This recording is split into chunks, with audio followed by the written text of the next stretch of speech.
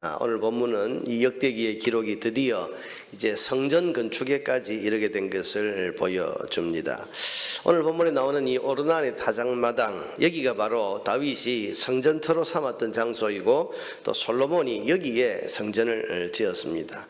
자, 여러분, 무너진 성전을 재건해야 되는 사명을 위해서 예루살렘으로 돌아온 유대 후손들에게 지금 자신들이 재건해야 될 이 성전이 어떤 곳인지를 설명하는 것보다 더 중요한 일이 있겠습니까? 자신들이 재건하려는 이 성전이 어떤 곳이고 또 이 성전이 지어질 터가 어떤 곳인지를 잘 알아야 성전 재건에 임하는 자세가 바로 잡히지 않겠습니까? 그만큼 성전은 거룩한 건물이고 아무렇게나 쌓아 올릴 건물이 아닌 겁니다. 그래서 이 역대기의 기록은 이제 다윗이 하나님 앞에 범죄해서 재앙을 만났을 때 하나님께서 그를 장차 성전이 지어질 그 땅으로 인도하셨다, 이 이야기로 지금 기록을 하고 있는 겁니다. 여러분, 오늘 본문이 가르쳐주는 성전터는 어떤 의미가 있는 장소입니까? 첫째는 하나님의 은혜가 임한 장소입니다. 여러분, 범죄한 다윗은 사흘 동안 임하는 전염병 재앙을 선택을 했습니다. 그런데 순식간에 죽은 백성의 숫자가 7만 명이었습니다. 여러분, 다윗은 아마 사흘 유행하는 전염병 정도 제일 약하지 않겠나, 그래서 이 정도는 견딜 수 있지 않겠나 하는 그런 마음으로 말을 했지만은, 그러나 여러분, 하나님의 재앙이란 것은요, 하나님이 치시면 사흘이 아니라 하루에도 온 이스라엘이 다 멸망할 수 있는 그런 것이 하나님의 심판의 무서움입니다. 근데 이것을 간과한 다윗이 사흘 동안의 전염병 재앙, 그 정도는 견디지 않겠나 해서 선택을 했지만 순식간에 전국에서 7만 명이 죽어 넘어지는 것을 보고 또 그 무서운 천사의 칼이 예루살렘을 향한 것을 보면서 하나님 앞에 다윗은 납작 엎드려서 회개와 용서를 구합니다. 하나님, 제가 범죄했는데 왜 백성들을 죽이십니까? 저를 죽이십시오. 우리 아비 집을 멸하십시오. 그렇게 기도를 합니다. 이때 하나님께서 오늘 본문에 보면 다윗에게 오르난의 타작마당을 가리키시면서 거기서 제단을 쌓으라, 그렇게 지시를 하십니다. 그리고 거기에 순종했더니 27절에 보니까 모든 재앙이 그치게 됐다. 그래서 27절 말씀에 여호와께서 천사를 명령하시매 그가 칼을 칼집에 꽂았더라. 자, 여러분, 이걸 보고, 그래서 28절에 보니까 이에 다윗이 여호와께서 여부서 사람 오르난의 타작마당에서 응답하심을 보고 거기서 제사를 드렸다. 거기서 제사를 드렸다는 것은 한 번만 드렸다는 것이 아니고 계속해서 거기서 이제 제사를 드리기 시작했다. 그 뒤에 29절에 보세요. 옛적에 모세가 광야에서 지은 여호와의 성막과 번제단이 그때에 기브온 산당에 있었으나, 여러분, 성막과 번제단이 기브온 산당에 있어서 그 전까지는 거기서 제사도 드리고 또 거기서 하나님께 기도하기도 하고 그랬었습니다만은, 그러나 30절에 보니까 다윗이 여호와의 천사의 칼을 두려워하여 감히 그 앞에 가서 하나님께 묻지 못하더라. 그러니까 이 기브온 산당이 더 이상 무서워서 못 올라가는 겁니다. 그런데 거기는 무서운데 하나님의 은혜와 용서가 임했던 이 오르난의 타작마당, 거기는 안심하고 나가서 이제 제사를 드리고 하나님께 기도했다, 그런 내용입니다. 자, 여러분 보세요. 다윗은 성전이 지어질 이 터를 어떤 곳에 정했는가? 어떤 곳에 이 성전을 지어야 되겠다고 생각했는가? 하나님의 은혜와 긍휼이 임하는 곳, 하나님의 은혜와 용서가 임하는 이 자리에 성전을 지어야 되겠다. 그래서 오늘 읽었던 22장 1절에 보면 다윗이 이르되 이는 여호와 하나님의 성전이요 이는 이스라엘의 번제단이라. 다 여기서 이제 하나님 앞에 우리가 예배하면 하나님의 은혜, 여러분, 우리는 죄인이기 때문에 하나님의 용서가 필요하고 그냥 있으면 하나님의 심판을 받을 수밖에 없는데, 그런데 하나님께서 지정하신 곳, 거기 갔더니 은혜가 임하고 용서가 임하고 하나님의 긍휼이 임했다. 그래서 여기에 성전을 짓자. 여러분, 성전은 그러므로 어떤 곳입니까? 은혜와 용서 그리고 하나님의 긍휼이 임하는 곳입니다. 그러니 부족하고 연약한 사람들이 하나님 앞으로 나아가기가 너무 좋은 곳이 바로 성전인 것입니다. 둘째로, 성전은 어떤 곳입니까? 하나님의 응답이 임하는 장소입니다. 26절에 보니까 다윗이 거기서 여호와를 위하여 제단을 쌓고 번제와 화목제를 드려 여호와께 아뢰었더니 기도했더니 여호와께서 하늘에서부터 번제단 위에 불을 내려 응답을 하셨다.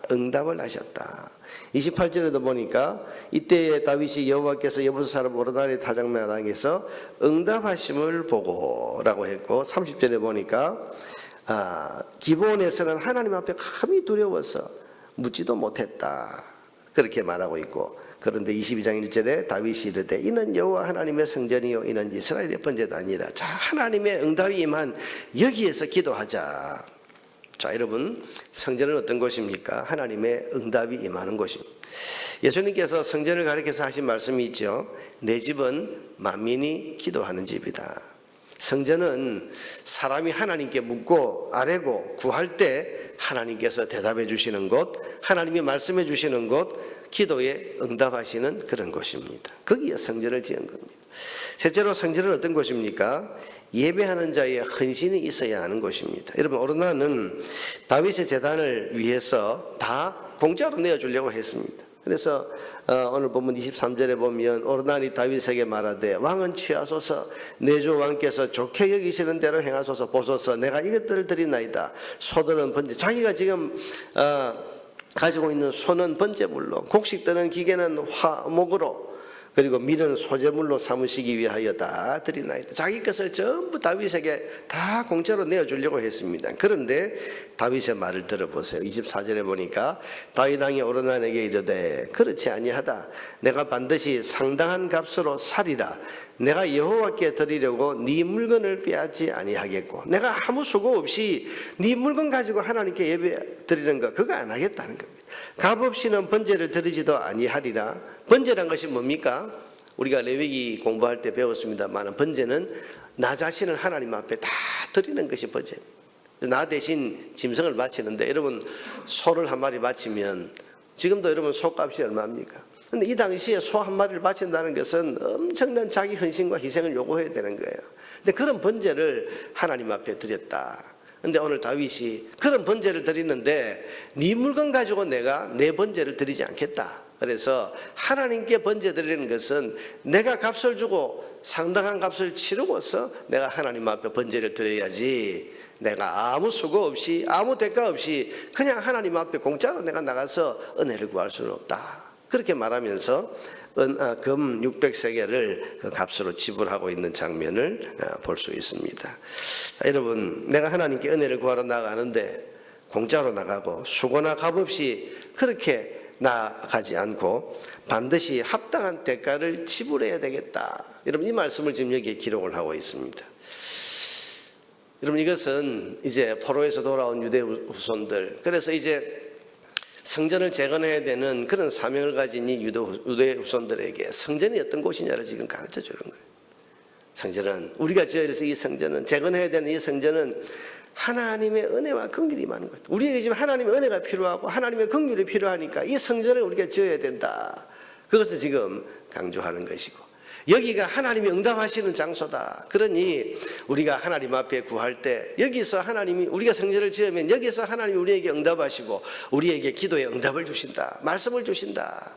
그러니 이 성전을 지어야 된다. 그렇게 지금 강조하고 있는 것이고, 그런데 이 성전을 짓는데 우리가 수고 없이 아무런 헌신의 대가 없이 그렇게 이 성전을 지을 수는 없다. 그러니 우리가 땀 흘리고 수고하고 하나님을 예배하는 이 장소를 위해서 우리가 헌신하자. 여러분, 이렇게 헌신을 촉구하는 메시지로 사용이 되었습니다. 여러분, 이 성전터의 정신은 오늘 우리가 하나님을 예배하는 정신이 되어야 됩니다.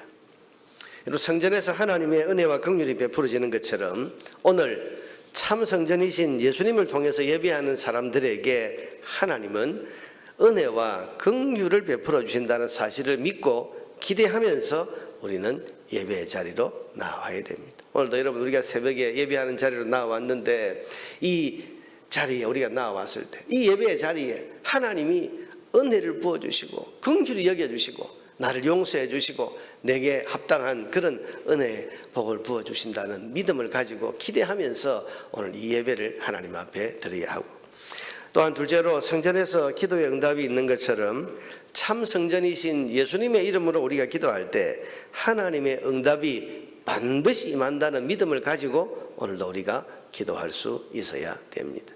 여러분 히브리서 11장 6절에 보니까 하나님께 나아가는 자는 반드시 그가 계신 것을 믿어야 되고 또한 자기를 찾는 자들에게 상 주시는 분이심을 믿어야 된다고 했습니다. 오늘도 우리가 이 새벽에 나와서 하나님을 예배하고 기도하면서 이 믿음 가져야 됩니다. 하나님 반드시 계신 것과 또한 하나님을 찾는 자들에게 하나님은 응답하신다. 이 응답의 확신을 가지고 기쁨으로 하나님 앞에 나아가야 됩니다.